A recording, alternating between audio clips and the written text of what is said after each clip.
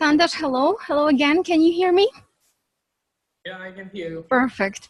Finally. Sorry for this inconvenience. Something went wrong. Probably I'm a digital teacher, not an online teacher. So I've got some problems with that sometimes.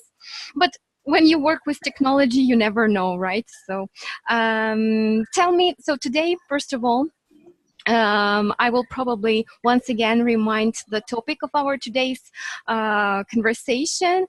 It's about how to win a trip to Manchester.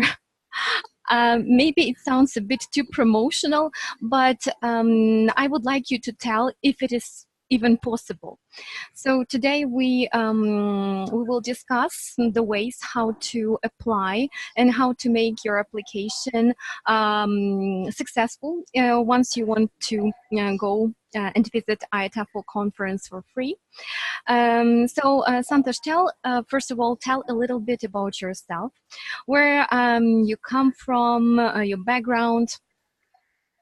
Nothing, something that you consider not too secret and not too personal. Okay, I'm Santosh. I work in India in a private university, and here I teach academic writing and guide doctoral research at this place. It's called Birla Institute of Technology and Sciences. I'm in Hyderabad, and the city is called Hyderabad. It's in the southern part of India. Is it far away from the capital? Yeah, it's 2.5 hours by flight. Oh, okay, yes. Yes, but taking into consideration the size of India, of course, it's... Yeah, it's normal. Yeah, it's not normal. Normal. Average. Okay, so tell a little bit about your family. Well, like, are your parents maybe also they are teachers? So you have this, teaching gene. So tell more maybe about.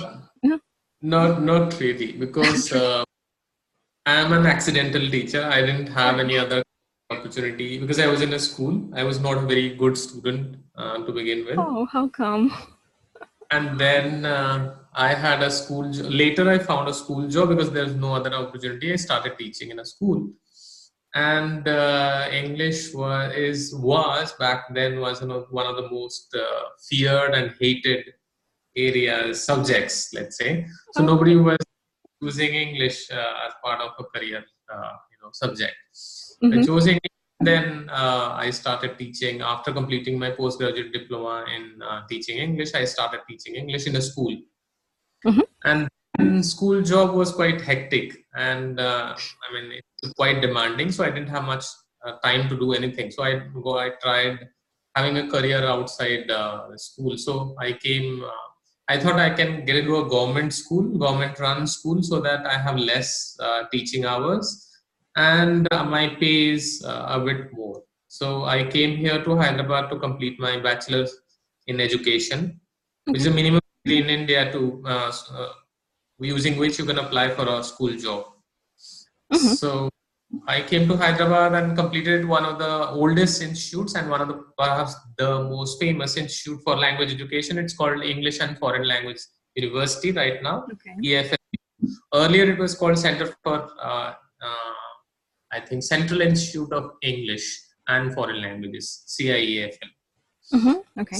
So, I completed my Bachelor of Education. Then I didn't go back to school teaching. Unfortunately, I thought it would be better to pursue higher education. It was a good institute, so I completed my MPhil, and then I completed my Ph.D. at University of Hyderabad. It's a central university. And then I got into this place of higher education. It's one of the institutes of eminence, one of the most famous institutes in India. Okay. One of the most prestigious, I presume. Yeah, one of the most prestigious, and it's called. There are 6 institutes in India that are that have been given the tag of institutes of eminence, and this is one. So I joined here in 2014. I have been teaching since then in this place. After completing my PhD, I did that. You have mentioned that you're teaching academic English, writing mainly, right? So are there any areas that you particularly interested? In relation to when it comes to research, I'm interested in classroom assessment, team development, Mm-hmm. critical pedagogy, and technology enabled, very specifically digital literacy. Digital literacy. Okay, I see. So did it influence the choice you've made while choosing between different types of scholarships available when you decided to apply for IATEFL? By the way, which year was it? It was 2018. Yes, 2019. Okay. And you decided to choose something that you are interested in, right? Yeah, Mm-hmm. I chose to apply for Trinity College London examination scholarship. I applied Okay. for that. Mm-hmm. So my PhD was in language assessment and teacher development. So it's closely related to what they were asking for. So when you choose an area, like when you're choosing a scholarship, it's better to choose an area in which you are interested, Okay. and also something, maybe sometimes it is geographically very specific to some particular countries and all that, so you have to be very careful with that. So if there are scholarships for India, I have chances of better chance of getting that scholarship than it is for the entire world. But in this case it was subject specific, it was not geographically specific, it was subject specific, so it was open to the entire world.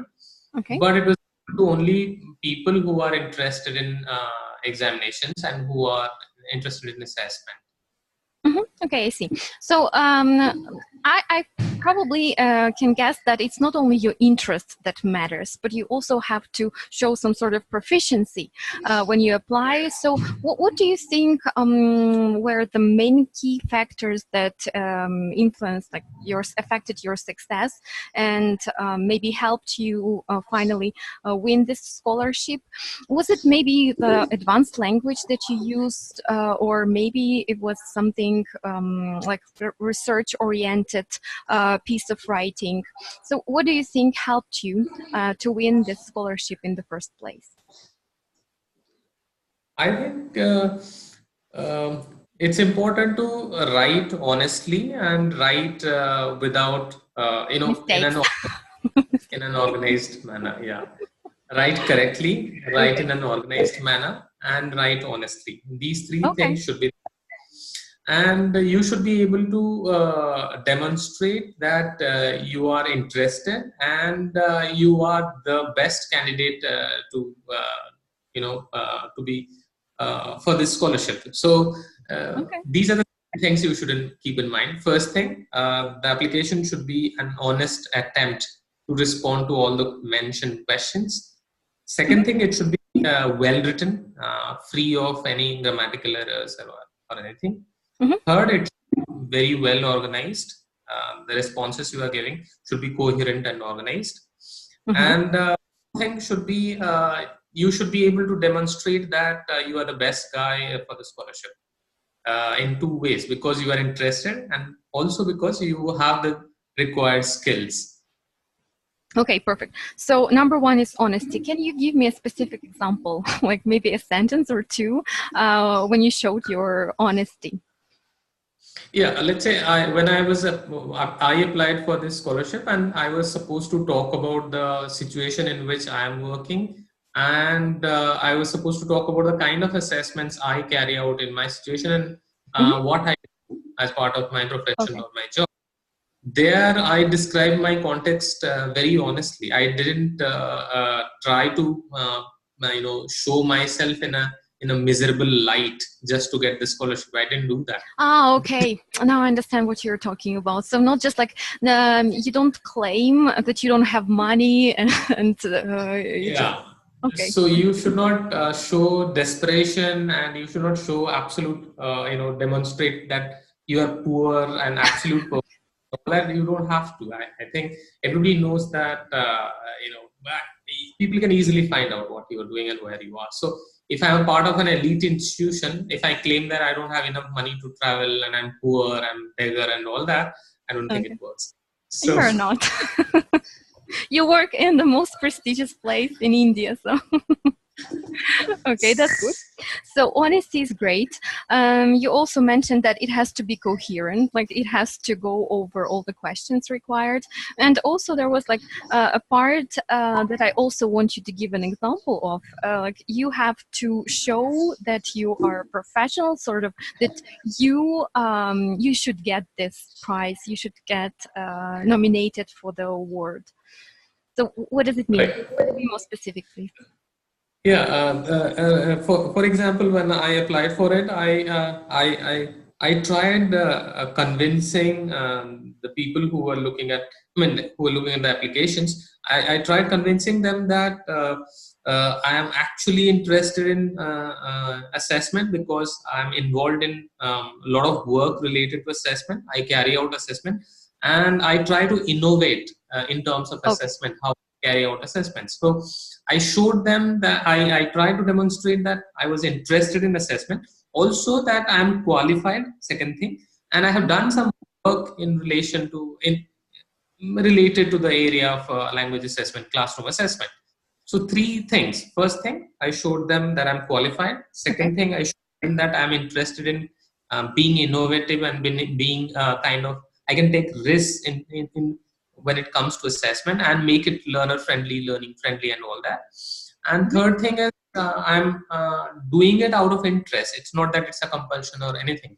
And I have some publications in which I talked Okay. about what I'm doing, and some research credentials. Probably it may not be so all the time because this is mostly for teachers, practicing teachers, not really for researchers as such. So But anyway, any sort of evidence of your work would be nice to also to enlist, right?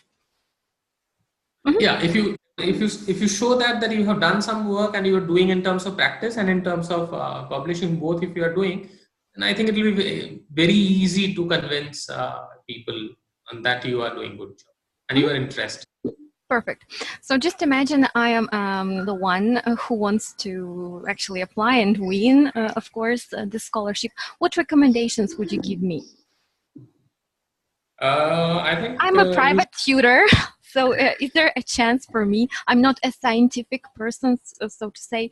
I don't work in academic setting. So is there a chance for me to even, I don't know, try? Is it worth Yeah, trying? you can do really well because you have been interested and you are the kind of work you are doing on social media that you can demonstrate, and what Okay. as part of your work, what you have been doing, how you have been training teachers, what kind of work you have been doing. So you document everything very carefully, and Okay. then show that, I mean, try to present in such a manner that it sounds convincing and it sounds Okay. very something that actually sounds very compelling. Okay, convincing and compelling, Compelling. and we believe that you are actually interested in this kind of when this kind of get together like IATEFL will definitely help you make kind of advance your career graph. Mhm. So that's very important. Perfect. Thanks a lot. Because I've tried a few times and I thought it's like all in vain. It's like trying to win green card lottery. Yes, when you want to get this U.S. citizenship. Yeah. So thanks a lot. And also, IATEFL, just in brief, what kind of conference is it? So is it worth visiting, for example, for teachers? Even if, for example, you don't apply for a scholarship, even if you don't win it, is it worthy even like to consider? Would you like to Yeah, go there again? it's generally a conference for teachers, Hmm. practitioners. Hmm. It's not a conference for researchers. So if you are an academic researcher, I don't think IATFL is a good conference for you.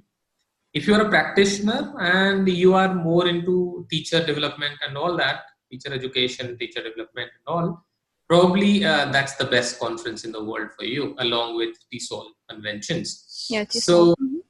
you go there, you will meet teachers. You will meet teachers from across the world, and you will get to know about different types of practices in terms of materials design, technology enablement, and then assessment, classroom methodology, loads of games. There's so loads of things to take home from the conference if you are a teacher, if Okay. you are a practitioner. But if you are a researcher, that's not the place to go at all. I don't think you should go, because you will be disappointed if you are a researcher. Because I Okay. went there and I thought, I went there with a research mindset. I thought I'll get a lot of research ideas and all. You will be able to do some networking. That's the only thing you can do Okay. there. Meet some researchers, maybe network with them if you have common interest. But mostly it's a teachers conference, it's a practitioners conference. So those people should go. If you don't win a scholarship going that far, if you have money, go. If you don't have money, I don't think you are losing much if you don't go. It's just about learning. So you see the live sessions there, because all the sessions are most of the good sessions go live on. You can find live Yeah, I have links. already included into the post. Mm-hmm. Yes, so go live and check what presentations. If you are really interested, you will be able. You are not losing much if you don't get a scholarship. But if you ask me, will you go there? Yeah, sometimes if I want to go there, I'll go there. But I went to RELC. If you're interested in a research conference, I think RELC is a better conference. British Association of Applied Linguistics BAL conferences are really good for researchers. Okay. For practice, one more conference, people can apply for scholarships. It's open right now. It's TESOL conventions. The scholarships are open, so people can apply for that and go there also. That's great for practitioners and teachers. So two opportunities. One is TESOL, one is IATEFL. Apply for both. I think you will get one at least. But what about several types of scholarships? Because there are like 25 or 24 different kinds of scholarships. So do I really need to take more and then just to and hope for the best that I will win one, or I just need to take one single topic and work for it for the whole month? I think you should focus on what you are good at. Let's say if you're good at technology and you're doing some technology enablement and doing trainings and all, go for one scholarship that focuses on technology and pursue it really hard. You will do well. And but if you try for two or three, I don't think you will get any of them, because it will become very difficult, because you won't be able to focus. You won't be able to convince people. Yeah, I see. It's kind So of being ambitious may not work in this case. I would suggest go for something very specific to what you are doing, your context. Let's say what you are doing. Let's say you are doing technology training, digital literacy kind of work. So go for a scholarship that provides scholarship to people who are promoting digital education, web tools, and learning of web tools, integration of technology, and all that. So apply for that, you have very strong chance, rather than applying for teacher training, creativity, promoting testing and evaluation. They may not work. Perfect. And was it the last question? Like, was it the first time you applied and you got the scholarship? Was it the first time, or you had tried before? No, it was the first time, and I saw before 3-4 days. So I prepared in 4-5 Beginner's days. luck. I prepared very hard for 4-5 days, collected all the information, put it in one place, wrote down everything, then organized everything, then try to answer in the best possible way. Asked somebody to read it. One of my friends read it several times, gave me some feedback also. That's How nice. it's That's nice. so, and I got rid of all the errors in writing, in organization, and all. So it looked compact and very focused. So that helps. So if you have somebody working with, it really helps. That's nice. Have you also used any sort of specific tools? I'm talking about maybe like spell checkers or specific, I don't know, like writing assistants. Not really, but there's one thing, one that helps for some not always, but sometimes it's COCA. Are you familiar with that? Corpus of Not really. Once again? COCA. Are you familiar with that? Not really. What's that? Corpus of Contemporary American English. Okay. Yes, I've heard. Of course. Yeah. So that's one of the best web tools for teaching writing, teaching people. Okay. So it teaches you collocations, concordances, and how to use a word and which ones. So a lot of things to learn from Coca. So maybe can Yes. help. Coca, And right? it's a free tool. So register and start using and start teaching your learners also how to use Coca. And there are a lot of studies on Coca also, research studies.